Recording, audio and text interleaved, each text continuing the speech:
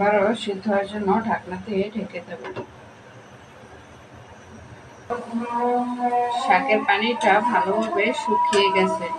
এখন একটা বাটিতে তুলে নেব।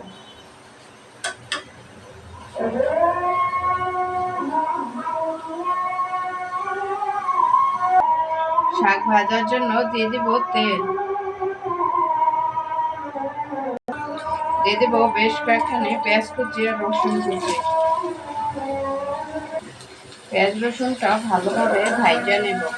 ভাজি করলে ফোড়নটা ভালোভাবে ভাজতে হয়।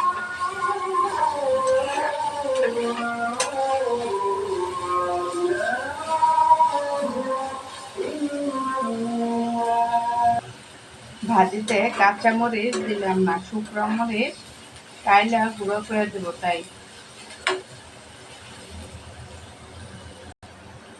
ফোড়নটা ভালোভাবে ভাজা হয়ে গেছে। দেখুন পেঁয়াজের কালারটা কত সুন্দর হয়েছে। দিয়ে দেবো সিদ্ধ করে রাখা শাক।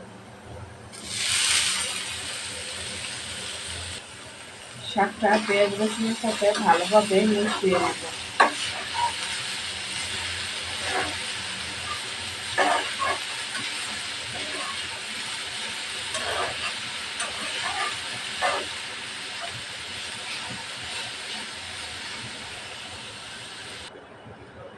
শাক ভাজা হয়ে গেছে।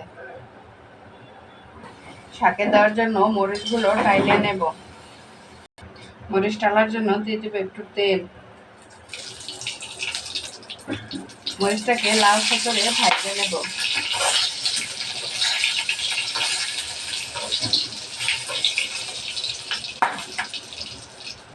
মরিচটা ভাজা হয়ে গেছে। শাকের উপর দিয়ে কালা মরিচগুলো গুঁড়ো করে নিয়ে ওইগুলো দিয়ে দেব। শাকটা নাড়াচাড়া করে মরিচগুলো শাকের সাথে ভালোভাবে মিশিয়ে নেব। আমার শাক ভাজাটি কেমন হয়েছে কমেন্টে জানাবেন।